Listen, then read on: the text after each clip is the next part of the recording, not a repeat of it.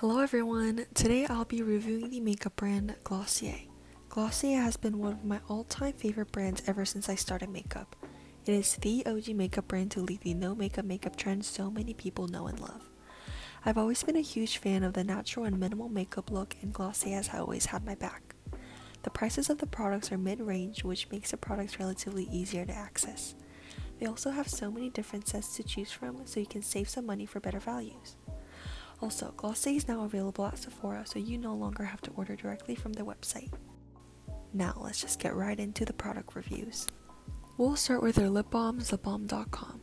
They have so many flavors to choose from, and all their scents are just so amazing, and the cute little packaging also plays a big role. The formula is lightweight yet very moisturizing and lasts a while. It's very nourishing on my dry lips, and it leaves a natural finish just a touch bit more glowy from bare lips.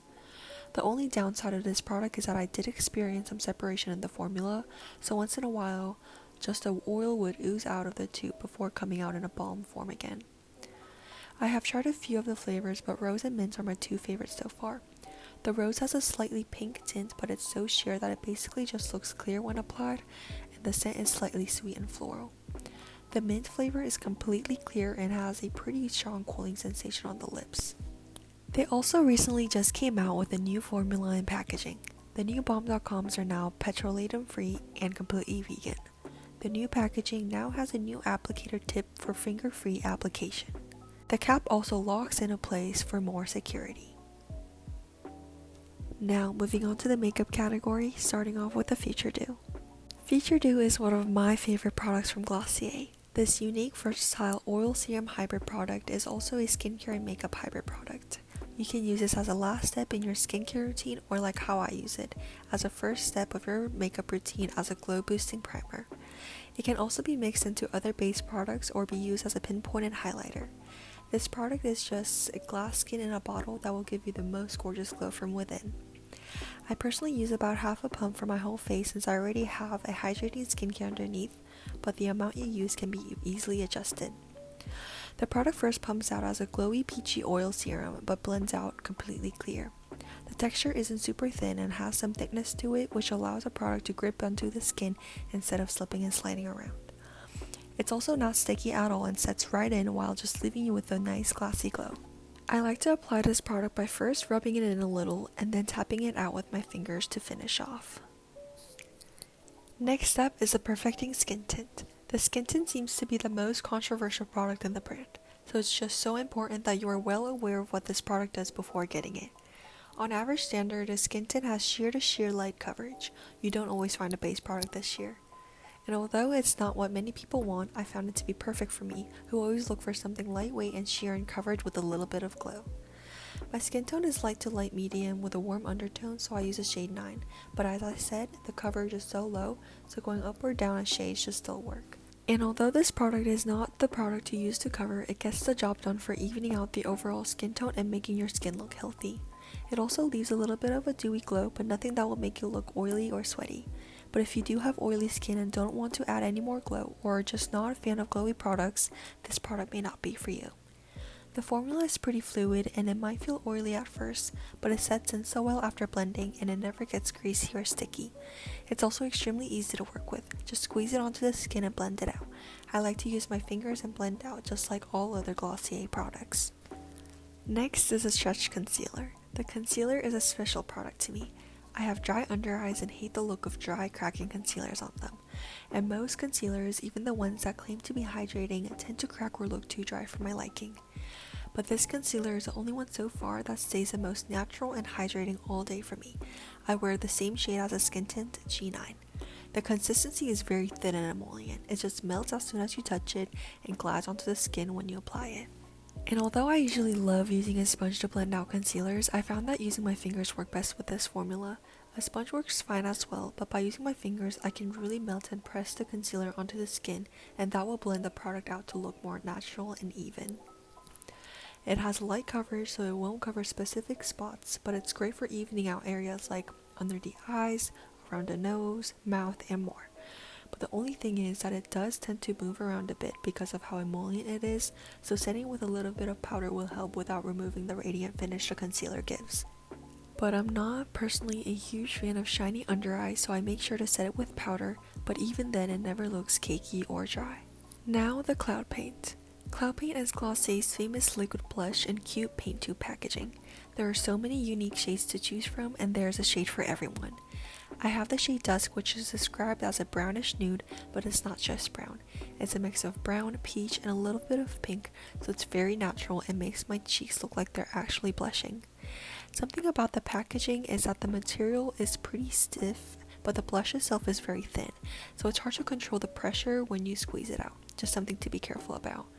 The formula is definitely buildable, so depending on how much you use, you can get a sheer wash of color to a fully pigmented blush look. The texture is also very thin, lightweight, buildable, and is very easy to work with.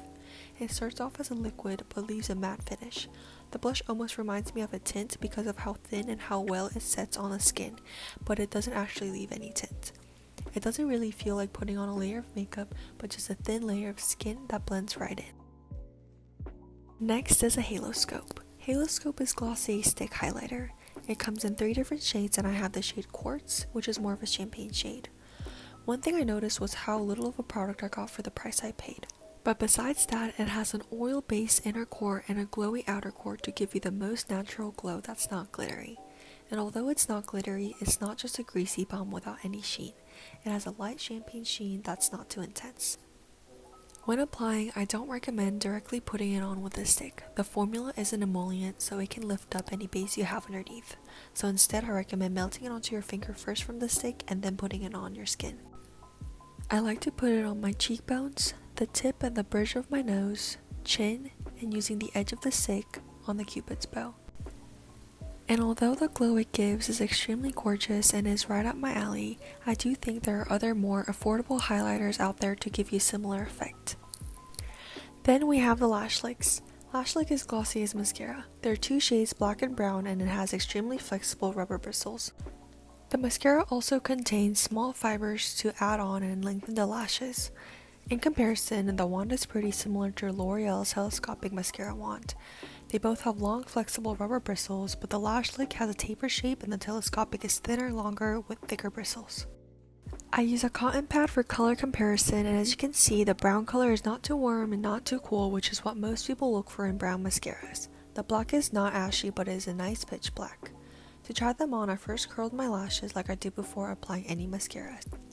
Both colors of the mascaras apply very thin layers smoothly. It's the most natural mascara that doesn't give you any volume, but it's great at lengthening. I did experience some flaking, but nothing concerning. It's great if you want the most natural mascara or a nice bottom lash mascara as well. Next up is a Brow Flick. Brow Flick is a brow pen with a felt tip like a liquid eyeliner. They describe it as a detailing pen that fills in and defines brows. This pen is extremely precise and amazing at drawing detailed strokes. I have the shade Blonde. Although I'm sure this is an amazing brow product, which is what it's meant for, how I like to use it is as a sheer eyeliner. It's just so good at making small wings or just for adding a bit of depth to the eyes. This truly makes all the difference in the eyes. I've always done this with brow pencils before, but they never lasted, whereas this formula dries down and stays put all day. This can be also used as a freckle pen for natural looking freckles on the butterfly zone of your face. Just dab with the tip and blend out with your fingers for an instant sun-kissed freckle look. Last from the makeup category, we have the lip products, Generation G and Ultra Lip. I have Generation G in the shade Fuzz, which is described as a soft, rosy taupe, and Ultra Lip in the shade Trench, which is described as a toffee brown. They have the same exact packaging, just with different colors, and you get a fair amount of products for both. Generation G is described as a sheer matte lipstick, and that's exactly what it is. It's a powdery formula that starts off very sheer, but could be built up for more of a full coverage. Ultra Lip is a shiny lip color, but it's just a subtle shine, not like a dewy gloss, and is similar to Generation G, it's very buildable. Keep in mind that Generation G can be drying since it's a matte product, but overall it's a unique product to give you the blotted look. But on the other hand, there are so many products out there that are similar to or even better than Ultra Lip, so I recommend that you try the Generation G over Ultra Lip. Last but not least, we have Glossier You. You is Glossier's only perfume. It comes in full and mini sizes in a solid form. On the full size, there's a dent for you to place your thumb on for a nice grip, and the glass bottle in general is just so simple and stunning.